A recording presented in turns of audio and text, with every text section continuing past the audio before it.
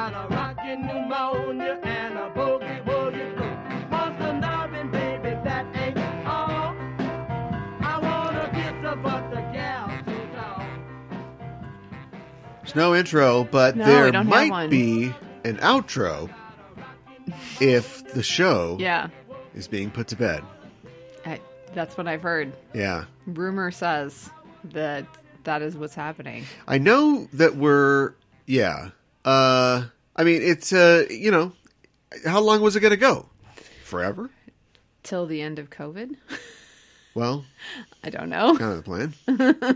But since that's not going to end, and we've got other responsibilities, Yeah. it's possible that the show is going to go, I don't want to say it's over, because I don't know if COVID's over, and it will never be over. Yeah, I know. And we're always going to need this. You're not working in an office anytime soon. No. Yeah. I'm still working, though. You're working from home still. Yeah, right. So, it ain't over. No, it's not. Although, really, like, and I don't want to get into this Okay. as an entire thing. As but you're starting. couldn't we all just work from home anyway? Well, I think this has proven that. You know what I mean? You know, nobody has... Who has foresight? Long-term investors. Pharaohs. City planners? Not really. No, you're right. No, just ask Pete Buttigieg when you're voting for him or being forced to vote for him in 2032. Nobody has any kind of foresight. Everybody wants everything now. And Yeah, that's true. that doesn't excuse... You can have high expectations, maybe unmeetable expectations, and also the government can totally F up. And that's what we're seeing with the vaccine rollout. It's not. It's- I don't know everybody who's in thought that charge, they would- but it's not It going would immediately well. be shot from drones into their jugulars Well, no, like when it was yeah, ready. right. And that's not true. But in 1947, there's a smallpox outbreak in New York, and they vaccinated 6.5 million people in like 8 days. Is that right? So it can be done. And they've with done it 1947 technology. Yeah, right. But we just don't. There's too many people have to get paid before it happens. That's not what we're talking about. We're talking about this show, which is gonna go dark in the middle of this thing because it's not over yet. In the middle of the dark times, it's going dark. But we got other things to do. Yeah, To be that's totally true. honest with you. That's true. We've got a 6th season of Enterprising Individuals that needs to be, mixed. Yes. You gotta fold the butter in, or the eggs in. Yeah, you You gotta gotta roll fold the butter in. You gotta cut the butter You gotta in. fold you cut the butter in. Yeah, and you Then you fold, fold the eggs in. Well, you could fold the eggs in, or the chocolate chips, or the raisins, or something. No, I think you just you have to fold every raisin is individually folded in Mrs. Fields' oatmeal raisin cookies.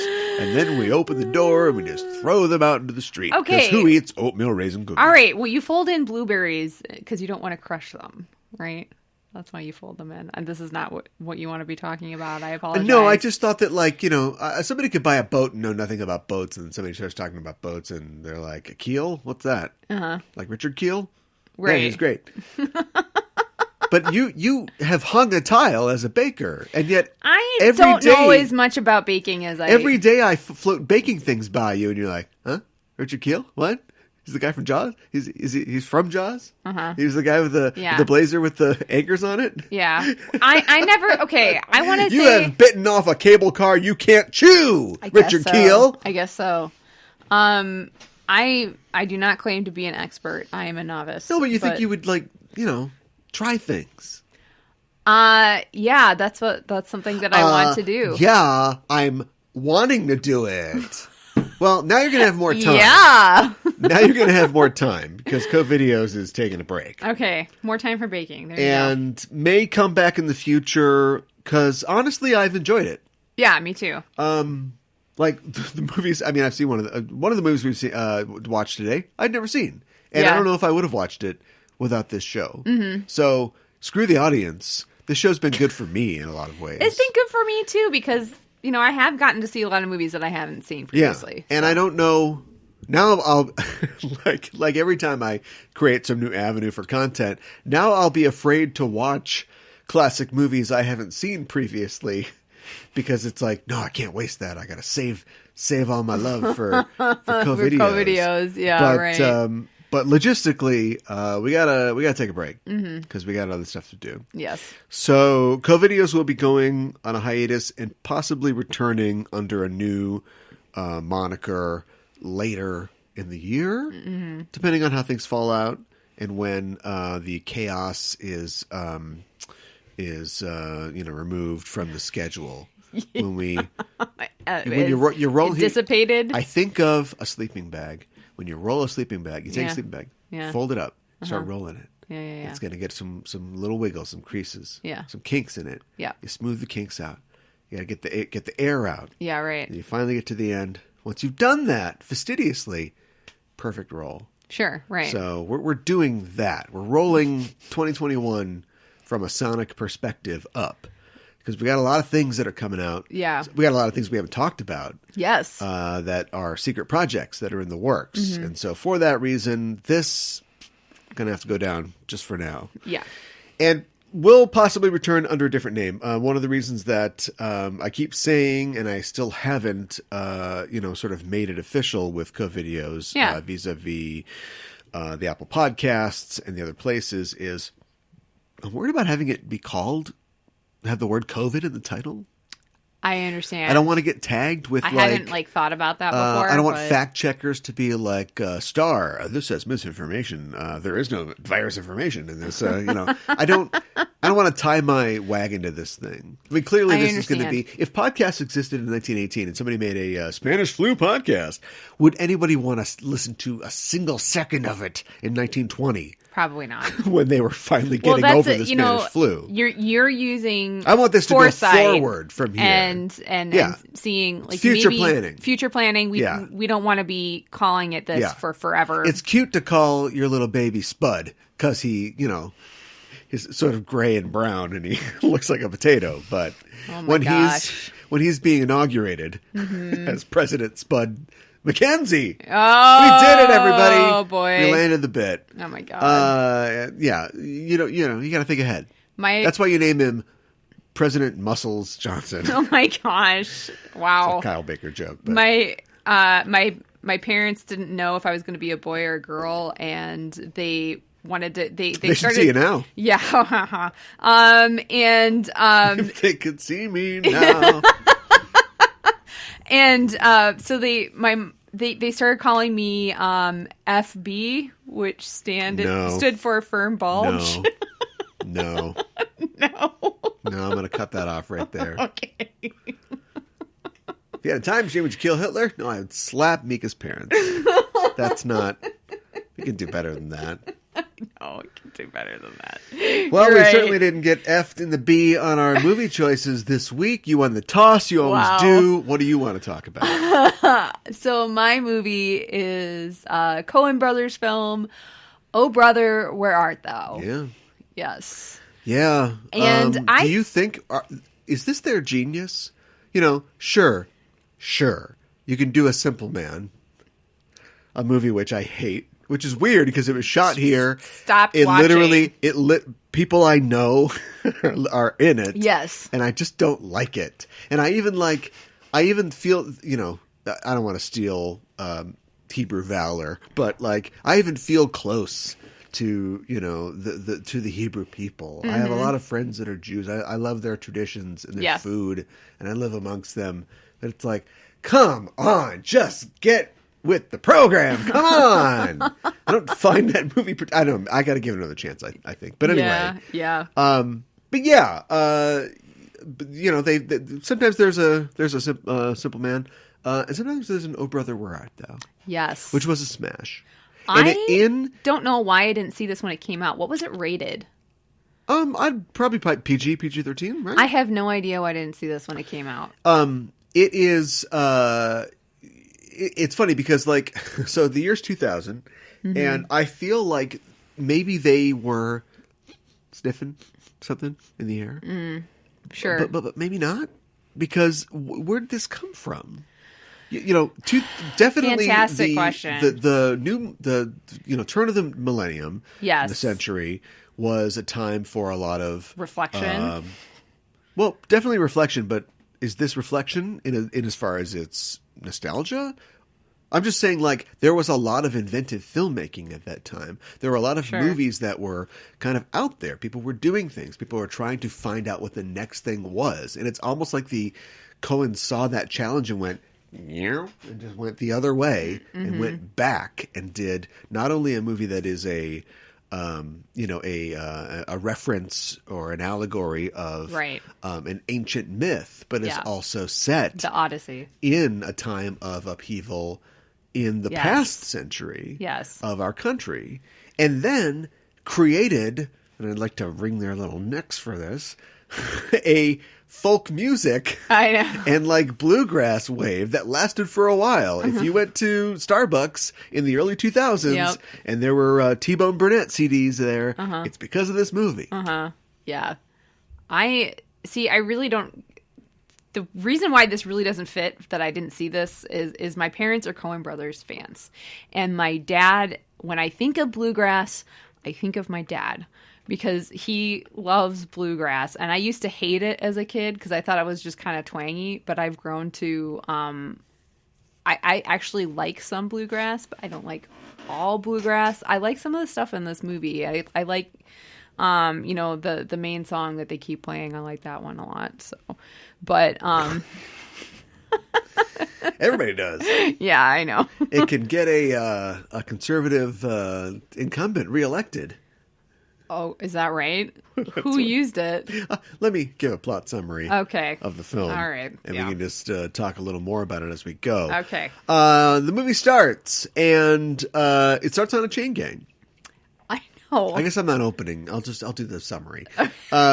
So Everett, Pete, and Delmer are three ne'er-do-wells, white ne'er-do-wells. Yes. Would have been pretty easy to just make one of, or two or three of them black. But anyway, it doesn't matter. They are three white. I have some things to say about criminals who escaped from a chain gang. Yeah. This is in Mississippi in 1937. I believe it's 37. And they escape from a chain gang, and they need to get home because Everett tells them that he has a treasure. He has buried robbed treasure. an armored car, put the money in a roll-top desk in his family cabin. And so I thought he buried it. Oh, whatever. Or maybe buried it. Okay. And so they are going to they need to get there, and it's also a perfect crime because the cabin's in a valley, and in 4 days, the valley is scheduled to be flooded by the Tennessee Valley Authority to create a hydroelectric dam. So, no evidence, perfect crime. So they take off, and I don't know if they ever leave the parish. Do you know what I mean? Like, they don't get it's supposed to be an odyssey, but they don't get very far from home. Yeah. And they sort of go on a odyssey around the South or around Mississippi, and along the way, all along the stations of this cross, they meet different figures who are complicate their voyage, make it easier, and also provide laughs and thrills, and we learn a little something about themselves. Yeah, exactly. And also they provide a lot of material for Walk Hard to Steal 15 years later. No, not even 15, like 10. I didn't even think about it like that, but now that you mention it, yeah. All the recording studio stuff. Yeah. You're going and singing to that can. Oh my God. Yeah. So, like going in, recording a song, and then it being a hit, like right away. Yeah. New hit recorded 37 minutes ago. Yeah, right. The Soggy Bottom Boys. Yes. With Man of Constant Sorrow. Yeah. And I could tell you more, but it would just be me singing a couple ditties. So, I'm talking about which you could do. Pappy's Flour Milk Biscuits. Yeah, right. Yeah. I think that the Coen brothers are fantastic storytellers. Why this? Why this? So we can contrast this with A Simple Man. When they do A Simple Man, they're on their home turf, right? Yeah. They're, I know what you're saying. They're upper middle class Jews from Minnesota, right? And it's modern day. Yeah. Yeah, right. Well, the late 60s, early 70s or whatever. Yeah, I suppose. So like that's, and then also you can give them Hollywood, right? So if they're going to do a Hail Caesar, they grew up on the classic Hollywood films. Yes. They've also spent time in Hollywood, post that era, so they know what they're doing. Mm-hmm. I guess I could also say why Raising Arizona, for instance. Yeah, which like, I what feel are they like, bringing to this that shows that they understand the material or that they have absorbed the material?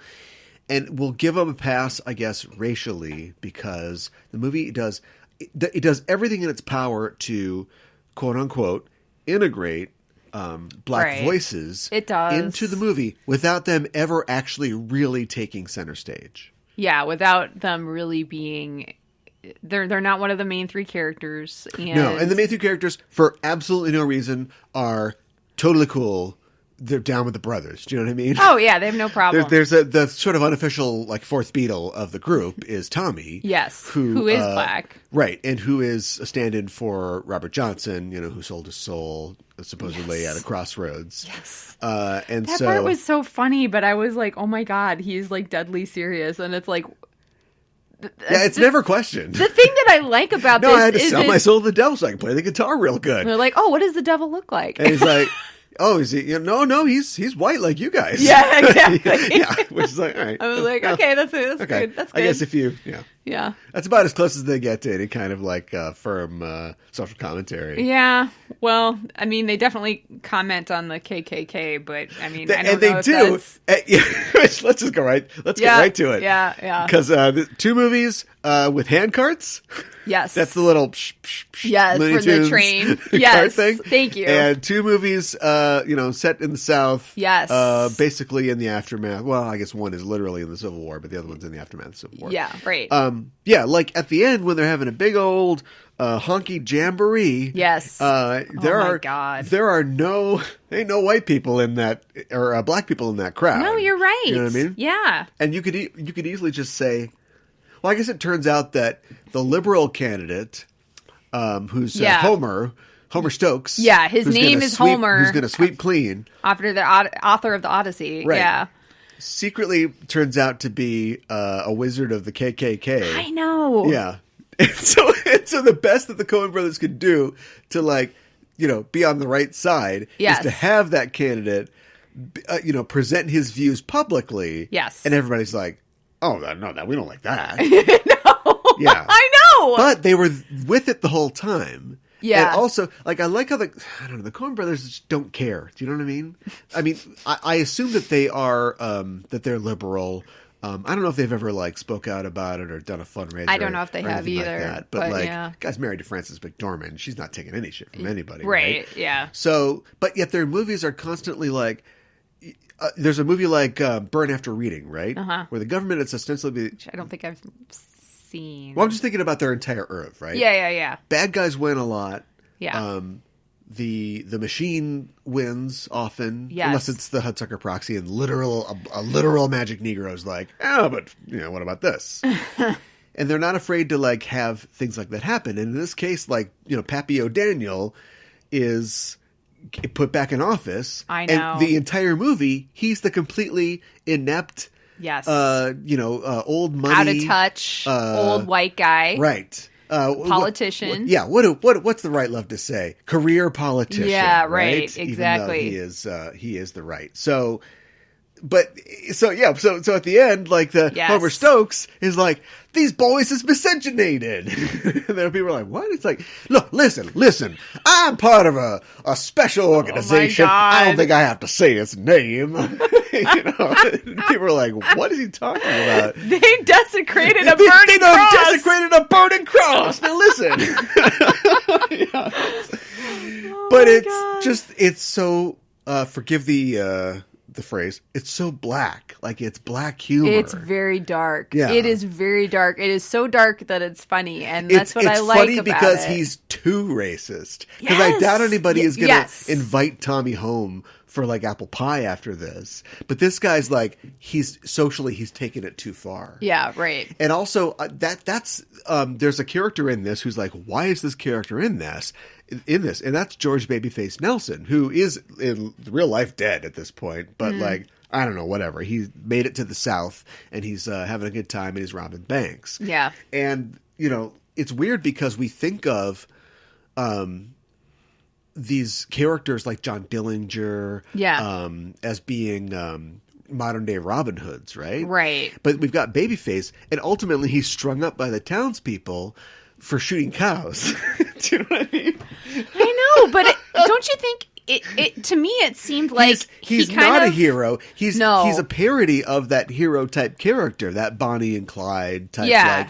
Like, go on, get him, Bonnie and Clyde. Well, didn't it seem like he kind of wanted to get caught? No, absolutely. Personally, he wanted to Yeah. get caught. But I'm Yeah. just saying that's how they wrote him. They chose to Yes. write that character in and then have that character meet that end. Yes. And this is not the same kind Cow of... killer. This is not the same kind of thunker as No Country for Old Men, but Right. they're still putting things in there to like make you go, I've never seen Lady Killers, or I've never seen. I haven't seen that.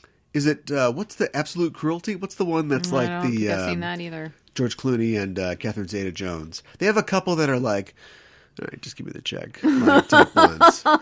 So I don't know how deep those are, but even this is like they're trying to be a little bit deep. I think they're trying so, to too.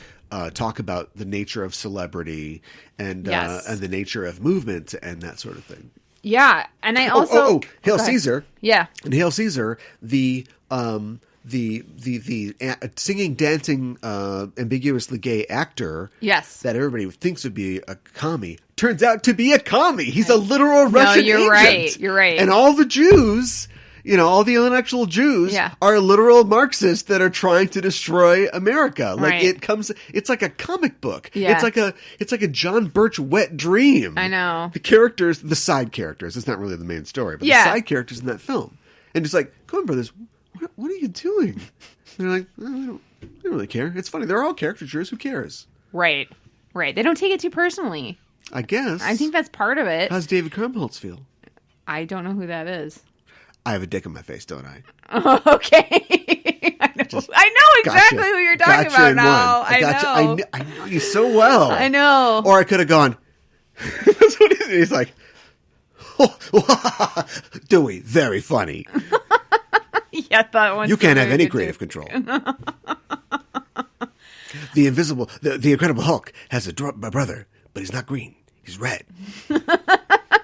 What? I love David Krumholtz. Yeah, he's good. Why does he need more stuff? I don't know. That's He a was in good Numbers question. for a I while, was going to wasn't say. he? I was Yeah. going to mention Numbers. Yeah, he's got numbers money. He's good. I was just going back to the career politician, and maybe this is what you were getting at, but like I was just reminded, we've had a lot of politics this last couple of years. I know. It's been a long year since last week. I know, but I couldn't help but think I'm not super excited about this old white career politician staying in power, and he's doing a little literal song and dance. He just shakes his booty. And I'm like, you're not cute, guy, but he's the lesser of two evils. And then I thought about our current situation. Not saying that Biden is evil, but he is the better choice. Biden of is the two. powder milk biscuit candidate for sure. Yeah. So, and that made me kind of depressed when I thought about that. But They desecrated a fiery cross. Oh okay? my god! Yeah, great. But I did want A to. fiery cross. The worst burning But I we've did, ever had. Oh my god! The sniff. Well, we got to get it out. We got I just I a know. few days left. So Ugh. just 5 days. I can't wait. Will he ever go away? What if the Big Rock Candy Mountain kept going? What if it made it to? What if it had a 23rd verse? These folk songs are very long. Wow. That was the secret joke hidden in right. the promise of more. There'd be PS5. There's PS5s on the trees and a something boop and a skip dip. Yeah. dip. See, what you don't realize is Heroin boop and a something. there are actual subliminal message verses that have continued throughout the film, and you just didn't realize it, and that's how Do you think that subliminal means that you can't hear it at all? That it's inaudible? That's inaudible. No, you're right. No, it's in there. You just can't hear it. And it's right? weird. That's a terrible name because or term because subliminal means liminal is light. So subliminal means you can't see it. Yeah. Why does that have to do with hearing? I don't. People were just not thinking. In fact, Trump loyal, which is a French term, which means to fool the eye, We should take the statue too. Take that back. And we should say subliminal instead for art that tricks your eyes. There you go. Yeah. Sorry about the movie. I just was reminded of there were a lot of things, a lot of social justice things and stuff like that came up throughout the film. And Really? I was like, well, okay, maybe we've talked about them all already, but I just... Are there any? I love that. Well, that was deft. You're like, oh no, we've talked about how many there are. There's so many, but I wanted to say I don't agree with your premise that there are any. Oh, What do you think they are? The N-word is used 3 or 4 times by white actors in this film. But they saved Tommy. This is the last second Yeah, I know. on Earth outside of a Quentin Tarantino film that a white person could say the N-word. George Clooney says the N-word in this film. I know. This isn't Mississippi Burning. This is Oh Brother, Where Art Thou? I understand Which is a reference to Sullivan's Travels, by the way. One of the first films we watched on the show. Bringing it all home, Bob Dylan style. Yeah. What is a reference to Sullivan's Travels? Oh Brother, Where Art Thou? That's the book he's supposed to make into a movie. Oh. In fact, if anything, got it. Yeah, I bet in the Coens' mind, this movie doesn't exist in the real world. This is the movie that, in an alternate universe, inside of a movie, the Preston Sturges main character, I don't remember his name, would have made if he hadn't got on that train like the boys tried to do in the beginning of the film. Which was hilarious. And they got pulled off. Excuse me, gentlemen. Any of you Smithies? I don't mean a Smithy by trade, but if you had anyone... Yeah, it's pretty good. So do you want to run down... Should we bother to run down all the... People get the references, right? The guy with one eye. And the one guy with the one eye is a Cyclops. Sirens, all that and stuff. Sirens. We don't have to do that, right? Yeah, the blind man at the beginning. Tiresias. Yes. Blind seer. Yes. I don't think he's in the Odyssey, but maybe he is. I don't know. Why? Let me ask you this, because I feel like there are some things that... What? So am I not allowed to ask questions anymore? Hurry up with your question, because I have a great point about the Coens. Okay. The music producer at the tiny little studio is also blind. Is he supposed to be a specific There's character? a lot of people who are blind in this, aren't they? Well, there's and at then least those two the characters. devil figure wears dark sunglasses. We never see his eyes. Yes. Is he supposed to be the devil? Is he supposed to be the same guy? He's white as you? Yeah. I got a big dog, too. Oh, I guess I didn't make that connection. That makes a lot of sense. It's a small Mississippi. Yeah, right. Characterization through dialogue is one of the great strengths of the Coens. Yes. You get that. Even for small characters, I like when, John Turturro and Tim Blake Nelson and George Clooney are some kooky characters. We know that they got things going on. But just to establish that we are in, Dust Bowl, Mississippi here. Oh, I should mention, by the way, this is the first movie ever to be digitally color graded. Oh. So... You know how the whole thing looks like a leaf that's about to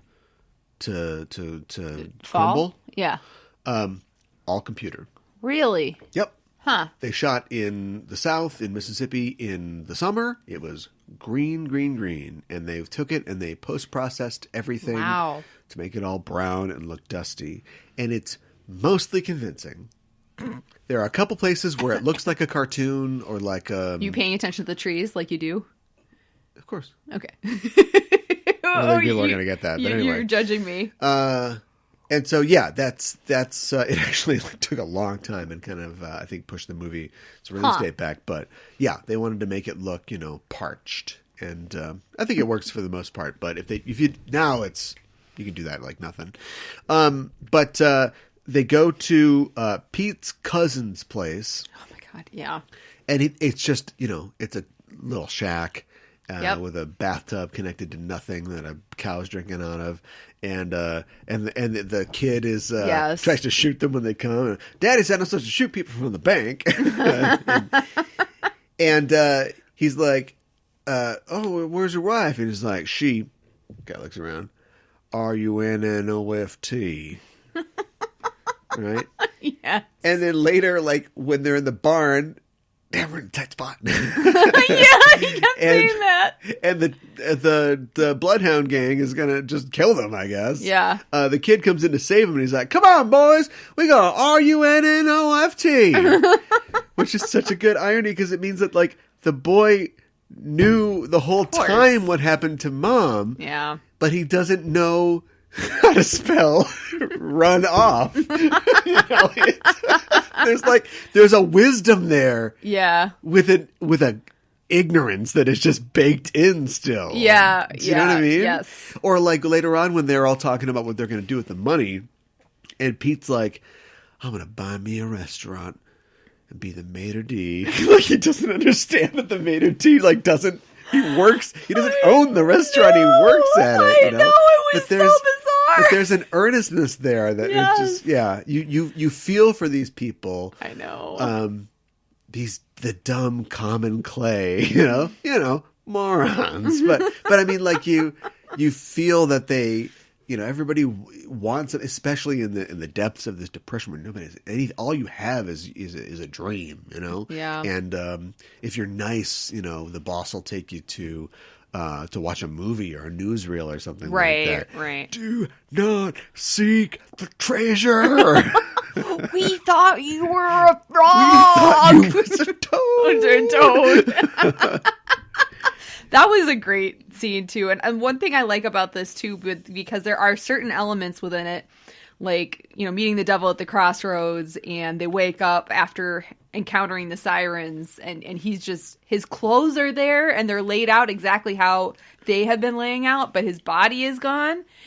And then having the frog, and then they think it's the heart at first. He left his heart. So you're left wondering, are there fantastical elements to this world, or aren't there?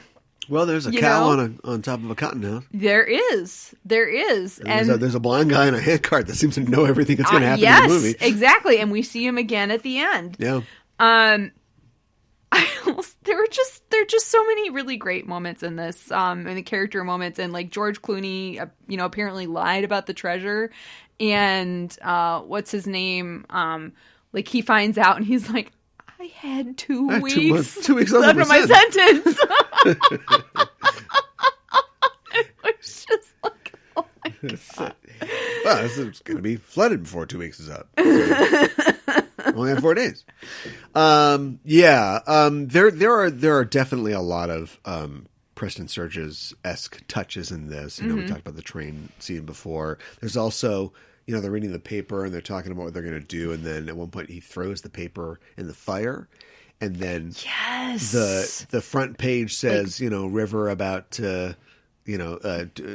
river flooded, or valley flooded for new dam or whatever, and that and it burns away. I'm sure it's treated, but it burns away perfectly. And then the next page is like, the Soggy Bottom Boys. Who are they? Yes, it's just like keeping us updated on. I thought it was great. And when we haven't talked about John Goodman. What is John Goodman? I haven't seen fat John Goodman in a while. John Goodman's slim now. Yeah. What was his name in this? What was his Big character's? Dan? Yeah, Big Dan. Yeah. Tricks them pretty deftly. And he doesn't. What trick? He just pulls a stick off a tree while they watch. I know. Beats them up with it. And he hits Delmar, and George Clooney is like, I don't get it. What's going on, Big Dan? What's going on? And I just, honestly, I really like that our 3 main characters, like, their various degrees of intelligence and street smarts, but none of them are like necessarily particularly super smart. And I can really appreciate that. But I just love that they're totally okay looking dumb and stupid, and it was refreshing. You hate that guy, and then when you see him later at the Klan rally and you see a hood with one eye, you know exactly who that is. So oh man, I wish Tommy had more of a role in this. I wish they'd given him more lines. He'd been more of a character. Well, they wouldn't be the Soggy Bottom Boys without the guy that plays the guitar. You can't say it. Well, that was another thing too. Like, when we first start the movie and they're on the chain gang, it starts with a song, and most of the actors that you see on the chain gang are black.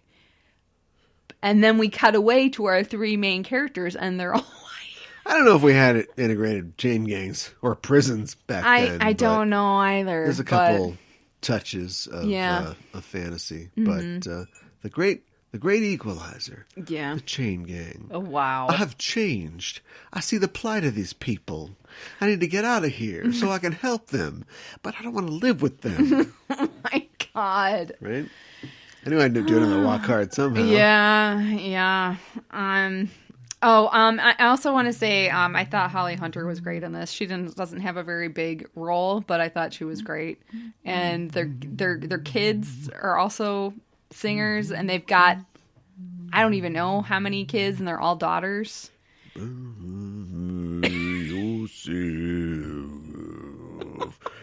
You got to go the lonesome valley by yourself. Right? Yeah, that wasn't what I was expecting you to sing just then, but yes. All right. Well, because I'm calling the death of this segment. We got to move on to my movie. Okay. My movie was The General, starring Yes. Buster Keaton from 1927. What do you know about 1927? I did a b-boy pose. Yeah, not a whole lot. I mean, obviously, I know about Buster Keaton. I've seen Well, shut up! a lot of because clips. 1927 Yeah. was a pivotal year for silent films. Okay. A lot of great silent films came out that year. Okay. I don't know what was in the water or if some piece of technology This seems was. to I didn't happen go sometimes. to film school. Okay. You're 'Cause doing if your I own did, film education. This is how I would film this silent version of this. Oh, sorry. Yeah, you gotta have music underneath it. Anyway, it just was. Wings, the first movie to win an Oscar, which is 2.5 hours long. We almost watched it for this, but I wanted to watch a short movie. It's a great movie by all accounts. This came out.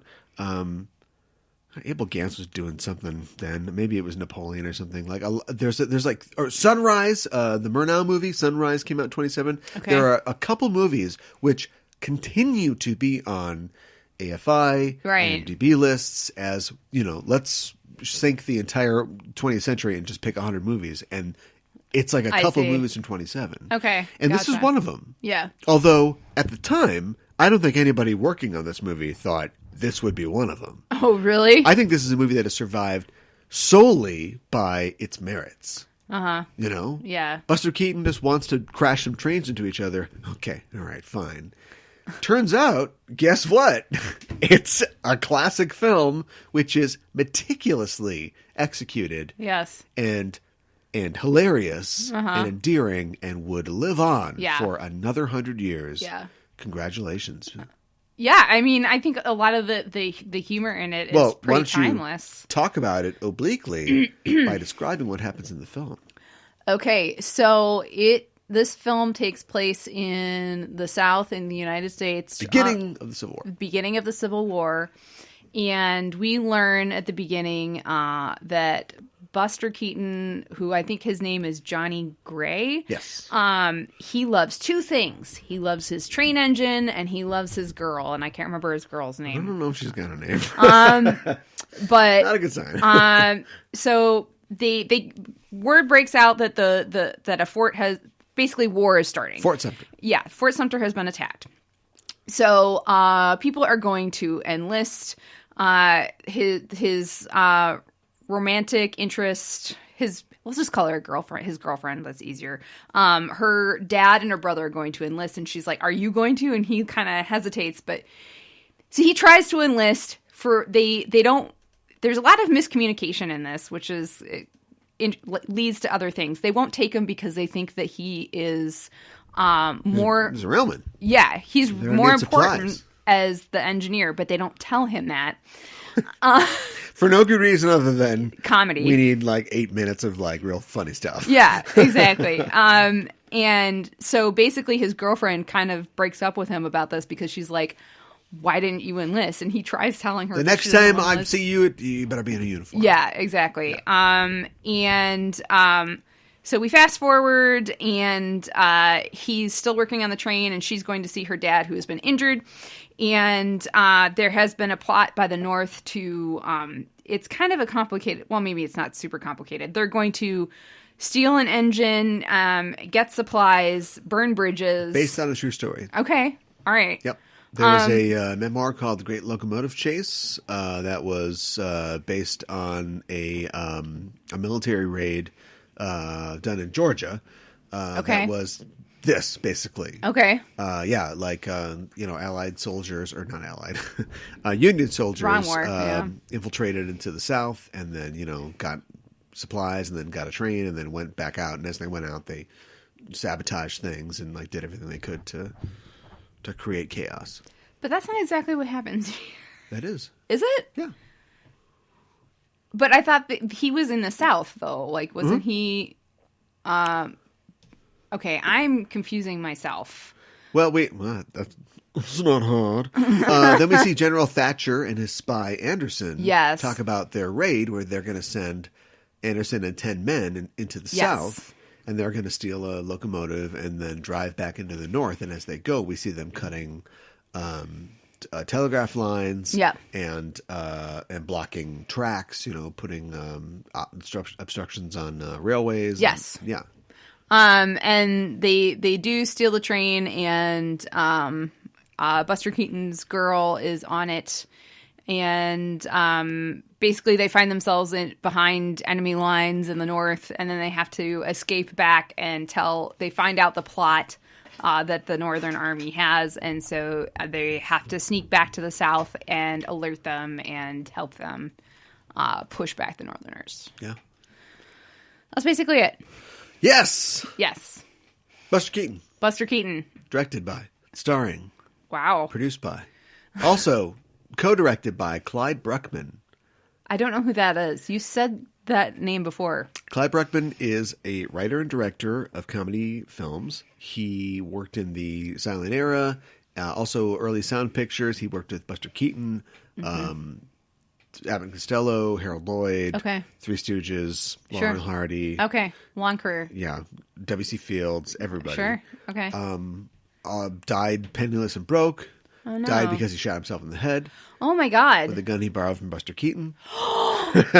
Oh, poor Buster Keaton. In the 50s, after the industry had kind of passed him by. So, sad story. Awful. Kind of a sad sack. Yeah. Which is why Darren Morgan chose that name for the character in Clyde Bruckman's Final Repose, one of my favorite and one of the best episodes of The X-Files, starring Peter Boyle.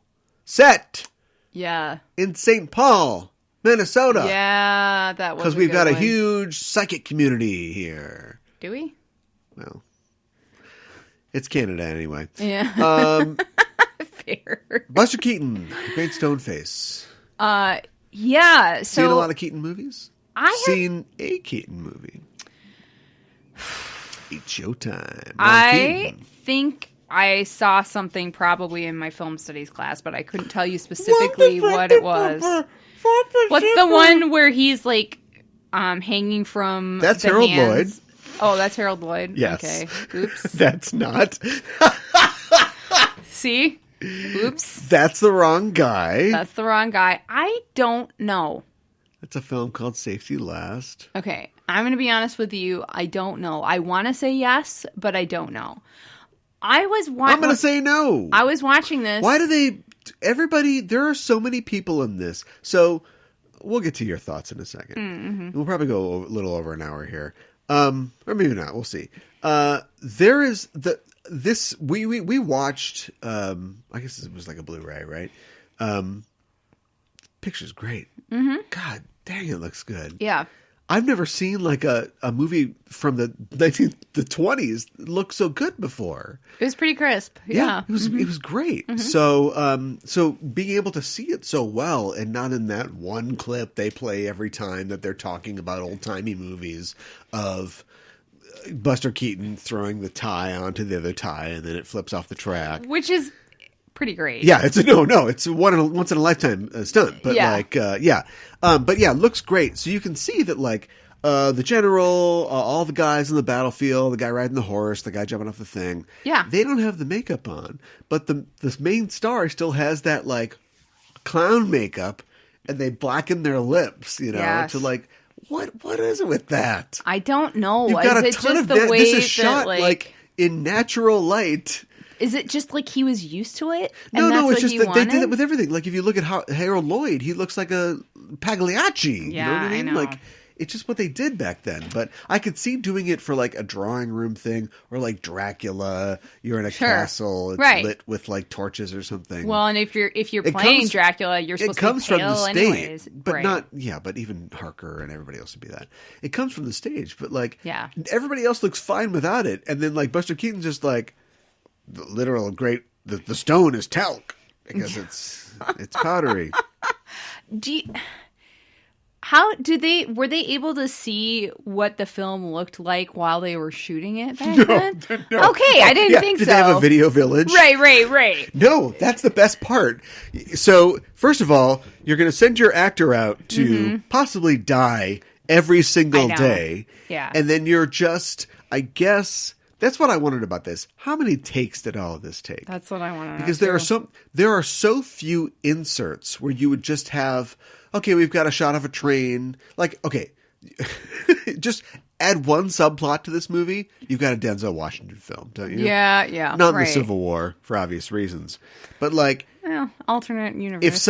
If he also had like a strained relationship with his kid or something, it's a Denzel Washington film. Yeah. And so you just show the train going by, and then we cut to the inside of the train, right? What's the one with Denzel where like the train doesn't stop? Yeah, it's a Chris Pine movie. Oh, and now that I'm in love with Chris Pine, I kind of want to see it. I didn't see it before, but you cut inside the train, and they go whatever. But that they don't have that. Like story is going by on the train, so the train comes in. He's on the train, and then instead of cutting anywhere. There must be another train, I guess, that the camera's on a parallel track. I don't know. There's so much footage in this movie, I have no idea how they got. And so he realizes, there's something tied to the back of the train. I got to get it off the train. And so he gets up from the engine of the train, jumps onto the wood car, climbs over it, goes to the back of the train. This is all one shot. They're doing it all in sequence. Did he learn how to conduct a train in order to do this movie? I feel like I can drive a train after watching this movie. Don't you? It goes back and forth. He gets up from driving it so much, and but we know he's the character is supposed to be super comfortable with just it. like with Jackie Chan in karate, everything you can do with a train, he does. Yes. By the end of the movie, there is nothing. There are no more tricks that you could do with a train, tracks. We have exhausted the complete store of things you can do with a locomotive at that point. And then we just blow one up. I know, right? Like I'll say it right now, the train crash in this movie better than Bridge on the River Kwai. Wow. That's something. Well, the Bridge on the River Kwai doesn't mean anything. They set themselves up for it because the whole thing is like war is hell. Yeah, all of our efforts don't mean anything. And you blow up a train. And everybody's just like, the train blew up. It blew up. Yeah. And it's like people want something in this. Speaking of war is hell, we get into a little war is hell at the beginning at the end of this film. Mm-hmm. The whole time it's like, it's just esoteric. There's a north and south. He's fighting on the side of the South, which was just really real popular to make movies about how great the South was at this time, wasn't it? Yeah. A couple years will make a Gone with the Wind. I know. But anyway. But like once he steals valor, I guess it's not stealing valor. He's literally out there like fighting, commanding men. He hasn't earned the right, but whatever. But once he's out there and he's, there's the bit with the cannon and the sniper is just like killing everybody left and right. And it's like, nobody's died in the film up to this point. I guess this is funny. Yeah, good point. And then like his bit with the sword that keeps coming off of its hilt. Yeah. Yeah. which was great because it was repeated, and then it paid off because it killed the guy who was the sniper, unintentionally, and then he was just like, screw this thing, and that was great. Yeah, but it's just like, what were they trying to say? For some reason, suddenly now, like, oh, God, there's consequences. It isn't like goofily stop everybody, right. or like a duck soup situation where we just use like the trappings of inciting people to war and patriotism. Sure. But the war itself is just the four Marx Brothers just hanging out in a house that is getting progressively exploded as the war continues. Right. You're shooting at your own men. Here's $1. Keep it under your hat. Better yet, keep it under mine. It's some of the and the timing of some of the things. Yes. It can't be all practical, right? There's a deal where they first steal his beloved engine, the general. Yes. The titular general. I love that and it's he's called chasing the general, too. after them. Yeah. What that train is called, I don't know. Although we know that later on there's a train called Texas. Don't mess with them. Yeah. And he is chasing after them, and he passes by, in a time of war for some reason, an unattended rail gun. A cannon on wheels, right? Yeah. Or tracks. Yeah. And so he hooks that up, and he's going to use that to try to get them. Yes. And they go through this whole bit, and he loads it. He doesn't know what he's doing. No idea. No. And he loads it up, and then it slides down so it's pointing at the engine in front of it, which I suppose is a problem. And he's like, he's throwing firewood at it. He's like, no. And then finally, like, his foot gets caught in the chain. yeah, he's trying to get away from it and get blown yeah. up. And then, like, they time it so they hit this curve. Yes. The engine turns on the curve, and so the second car is still pointing forward. In the distance, there is a real train, another engine with a car that he is chasing. Yes. And it's lined up. Yes. And they have a smoke pot over there. They didn't shoot something for real, right? But the cannon goes push, and then over there, that goes push. I know. That would take a year to get right, wouldn't it? I don't know. How did they do that? Math? I don't know. I literally don't know. When you think about, like, the worthless, $1927 they were using, and a little short guy who's getting run over by a train. I know. And they pulled that off. And then today, we watched those YouTube videos about, like, VFX experts. Yeah, right. Complain about stuff. And how VFX artists react, I think is what it is. And how on most relatively well-funded genre TV shows, they go like, the guy's going to turn to a monster, and he goes, and it's just like they just say to the actor, just go and just flail around, and then we'll have our computer guys do something. Yeah, and it looks all right, but it's just like whatever. We'll just clutch it together. We can throw enough money at it. Because they don't want to take the time to set something up. And then make it Buster sure Keaton and his crew get a shot like that. How does that even work? Planning. Foresight. Yeah, and we're not even... And this is one of his films. Like, his films are full of things where you go, they must have done that 127 times. There's no way. I know. There were just a lot of really good bits in this, and there's things that are really funny. Yeah. Just like visually and otherwise. This is really early on, and I don't know why this stuck out to me. I don't know what it's called. That part on the train that like helps the wheels turn.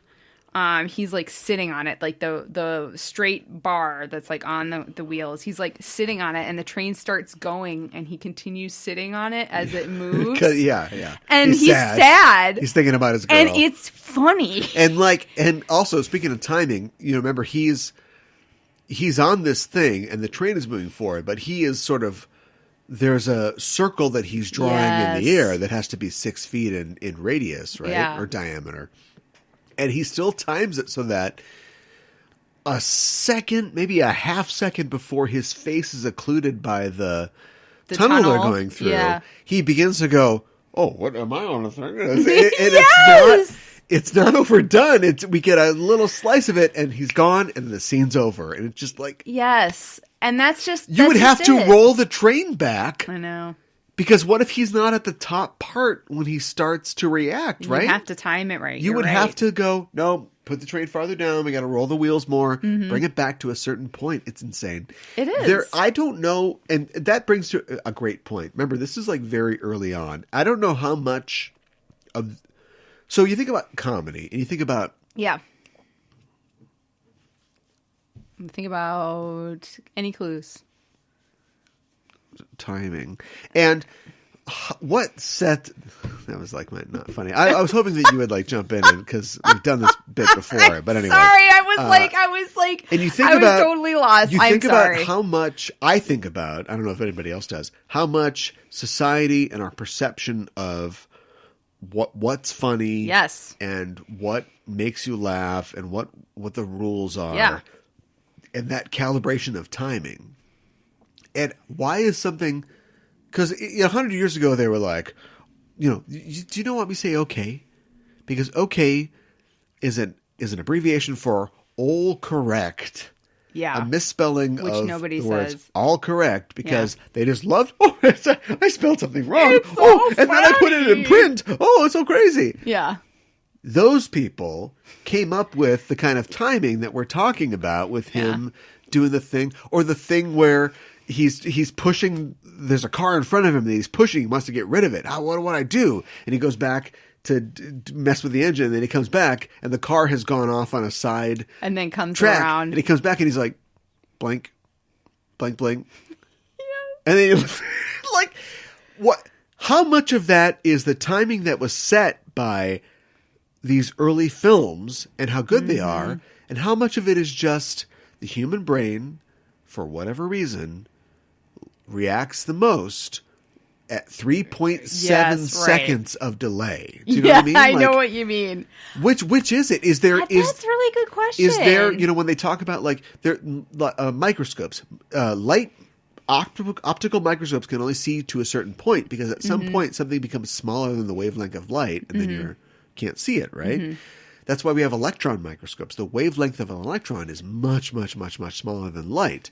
But if there's something smaller than an electron, we can't see that with an electron microscope.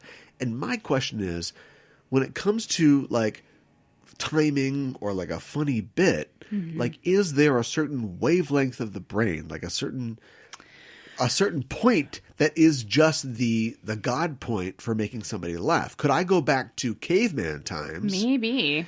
Throw a rock up in the air, go, where'd it go? And it hits me in the head and go, oh! And that is the right time to make the caveman laugh. Do you know what I mean? Well, I mean, because either that's true or Buster Keaton just set the thermostat for everybody. Yeah. Because you can still look back and see him do that. Yes. And people who make the films that you watch, even though you haven't seen Buster Keaton films, it's the same thing. Right. Well, I mean, comedy's been around for like forever, but I wonder, like, I'm guessing. But I wonder if any comedian like did a study of this, or was like, I get a certain amount of laughs at X a point. If you want to help a comedian do it, go to patreon.com/justenough-trope. There you where go. I promise to spend that money on studying this. I think that's a good cause.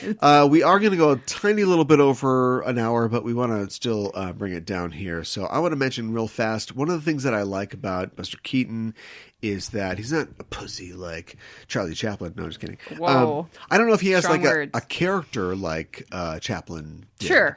But I like the character that he plays. I like the Buster Keaton character. I like the stone face. Yes. And also I like the fact that he's not pathetic. No, he is capable is sometimes in many ways. hapless. Yes. Oh, no, he's very capable. Yeah. But sometimes he is subject to just random chance and the chaos of his situation. And then also, and maybe it's not totally feminist, but like when he gets the girl back and now he is teamed up with the girl and they're taking the train back. Yeah. She keeps introducing like chaos into the thing. Like he's like, come on, we gotta go faster. Put that wood in. Yeah. And she's like, oh, here's a little toothpick. I'll throw that in there. And he's like, it's great. It's real great. I thought it was funny. But because I was like, we were watching it and I was like, that is the smallest piece of wood I've ever seen. And then she picks up something like even smaller. And I was like, never mind. Or they're trying to escape the house and she steps in the bear trap. She's like, ooh, and he takes the bear trap off and then it's like, oh, and he's caught with his hands and he gets it off and somehow gets it onto his foot. And he's like, oh, my foot, oh. Yeah. And he finally gets it off and he like, I love he takes a moment and he kind of just like stares at it and he just throws it as far away from him as possible. Screw you, bear trap. Exactly. Although there was a literal bear here before. I know. It's just really random, but I guess we just had the danger. Like there's lightning and then there's a bear and insofar as you can be a cool action hero in these type of movies, he is. Yes. Because the tramp is just, the tramp is clever, but the tramp is just sort of like... He's not an action hero. No, he's just bouncing from thing to thing. Yeah. And the Marx Brothers they live in another universe where they are the trickster gods of that universe. Yes. They can never lose. Yeah, right. But he's a guy who literally, he beats the things that come up and they're like scary and he's like, whoa, how am I going to get past this? But then he does surmount those obstacles. Mm-hmm. I liked at the end too. He gets to get back together with his girl, and he wants to kiss her, but he has to. He is now in the army, so he has to salute all the guys. He was stealing valor, coming past, right? And then he meets the real general. Yeah, and the guy's like, "What are you? His uniform?" And he's like, "Well, I had to wear this because you guys would have blown up the train." And he's like, "Take that uniform off." It's like, no, he's not going to get it. And he's like, "Wear this. You're a lieutenant now. Yeah, right. Enlist." Well, that's not what a lieutenant does. They're an officer. But whatever. It doesn't matter. Was that the same guy who ran the general store from the beginning? The general? Because I swear the guy who was enlisting him was the same guy. Oh, the guy who was... who was like giving the thumbs up, thumbs down before? Yeah. But maybe. Maybe I'm all those old bearded guys look the same. Yeah, I don't know. Maybe I'm just like, they're all the same. Yeah. He gets the whole thing, and then he's an officer. And then he's trying to kiss the girl. He has to salute. It's chow time, so all the men are coming out of their tents, and he's like, salute. And he moves. He rearranges himself, so he's like kissing his girl now, but he's saluting them as they come out as he's kissing her, which I just thought was kind of funny. But there's something about what I like about this film and like his style is, and I think this is what we've been touching upon for a while now, is that it's timeless, and I don't know if it's because it's okay, maybe not completely timeless. We but made it again. Maybe this would be set in Missouri. And our hero would be yes, on the absolutely, in the north. But I just mean like the physical comedy and the reactions and that sort of thing. Yeah. I did have a question for you. I don't know if you know the answer to this. I do. With silent films, so I know that they talk. Even though we can't hear them, and and then it says what they are saying, but sometimes they talk and then there are no words that come up. Are they saying real things? Are those parts like planned out in the script, or is it just like watermelon? Well, do you know who Aeschylus is? No. That backfired. Ironically for me, even though you're the one that looks dumb. Greek dramatist. Okay, yeah. Crap. The Oresteia? Okay. Right? I don't know. I just told you I don't know who he is, and this is embarrassing enough as it is for me, so I don't know.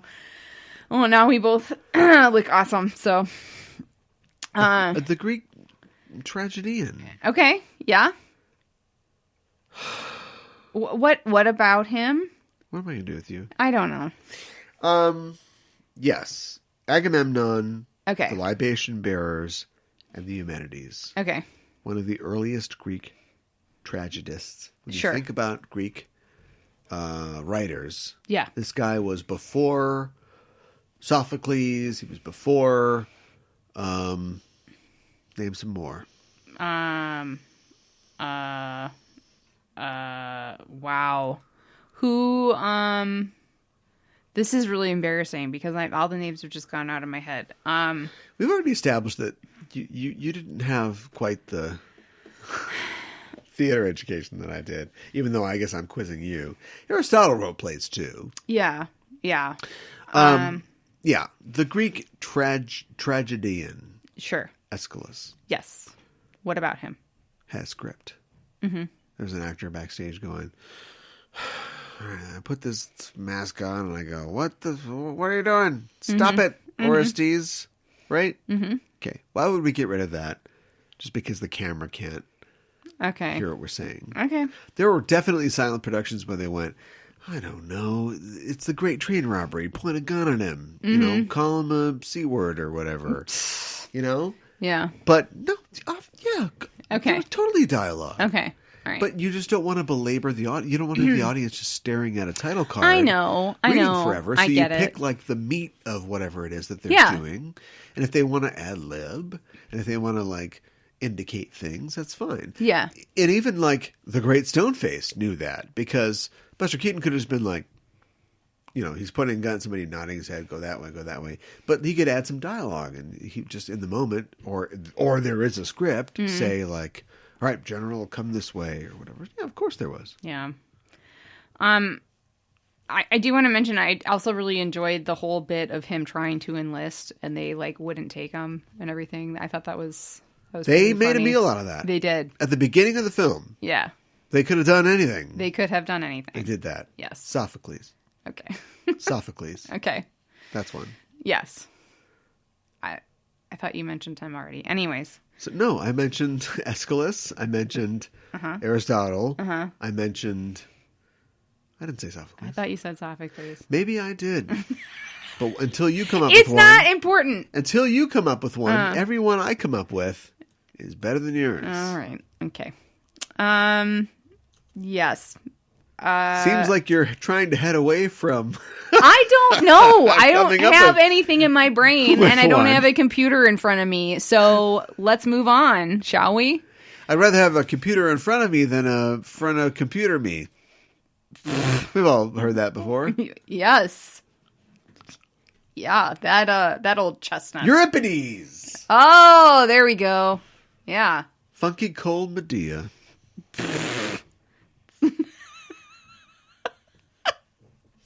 I broke. That's not. I broke Migan Hana. I'll tell you, that is not we'll be back in the pertinent future to that place. someday.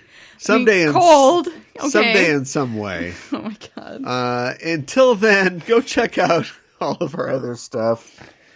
Our insane ramblings on the other shows on the Just Enough Trope Network, like Just Enough Trope, which you can find at justenoughtrope.com. Also, all the places you find, all of these places can be found on the podcast that you find the places of the podcasts. On the interwebs. Go look there. Yes. If you like Star Trek, we have a show called Enterprising Individuals, also found on the internet or the places you find podcasts. Yes, as well as backtracking. I'm doing it. Okay. Or you go. Backtracking is also about Trek and the inspirations behind it. Also found on the it's more Okay. of a podcast about media analysis through the lens of Star Trek. Okay. So let's say everybody knows what Star Trek is. Many people hope like Star so. Trek, but many people look at guys in plastic ears and go, This is not for me. Yeah. That's not what backtracking is we look at the origins of Star Trek stories. Yes. The inspirations that created those stories. Because it's a media franchise in the late 19th, or excuse me, I wish. That'd be awesome. That's a role-playing game called Space 1889. In the late 20th century, early 21st century. So, of course it draws on other stuff. Just like Oh Brother, Where Art Thou did. Right. And we talk about the inspirations behind some of those stories and how you take a kernel of something like The Red Badge of Courage and turn it into a story about a young man caught in an intergalactic war and like seeing death for the first time. Right. That's what we talk about on that show. So if you have even if you, I get it. Kirk, Spock got the ears. I get it. You could enjoy this show. I think so. If you're also a film fan, a TV person. Yeah, absolutely. And then our other show is Sailor Noob, where myself as a super fan and you as a noob go... Time rhymed perfectly. We talk about the original Sailor Moon anime from the 90s, episode by episode, and we talk about the Japanese culture and elements of Japanese culture that you see within the episode and things that are mentioned within it, and break down the meanings behind the bad guys' names, all sorts of things like that. I don't want to brag, but the last review we got specifically mentioned the cultural aspect. It said, I came because I like Sailor Moon, and I wanted to laugh, and I left knowing more about Japanese culture. Yeah. So I think that's awesome. Yeah. And that's all thanks to you and your, fastidious research of Japanese culture and your experience. So if you like, Well, thank you. if you want to see girls in short skirts, yelling their moves out before they do them, but also know what a bento box is. Yeah, right. That's what that show's for. Absolutely. And that's about it. I mean, Yeah. I guess if we're sort of, letting this rest like a steak, Yeah. we don't really have any dedicated movie content on the network. It's a dream of mine to bring craft services back. Yeah. As a thing that looks at criticism in the 21st century, but we'll see. Yeah. But anyway, I hope you've enjoyed our time or your time with us. Yes. I've enjoyed, as I've said, talking about these films. Me too. And hope to be back soon. Yeah. It's like MacArthur, right? Corncob pipe. Oh my He gosh. says, "I'll be back." Is that where? No, that's not what he Is said. that where Arnold No. got it from? No. He said, "I shall return." Oh, okay. Yeah. And he was such an asshole that when they landed in the Philippines, with 50,000 men behind him, he got out of the boat in the surf and said, "I have returned." Oh my god. And they're like, "What? Oh, we didn't get it." I think he's talking. Start the camera up. Can we do it again? War is ego. Yeah. Yeah. Always has been. Yeah. War is always different. What is it? I don't know. There are two wolves inside Oh my the god. video game world. One is war never changes. No, sorry. War never changes. I used to have a good Ron Perlman. That's Fallout. Metal Gear Solid. War has changed. That's Metal Gear. Because Metal Gear changed war. I could see that. There's a lot of sneaking around in boxes, and I thought I was gonna go somewhere else with that, and I just kind of stopped. Cardboard box changed war. All right. Well, that's pretty much it. Yeah. We're signing off, and we will see you again one sunny day. Yes. And until then, we're signing off. I'm your host, Caliban. I'm your co-host, Mikan Hana. Keep those geek movie fires burning.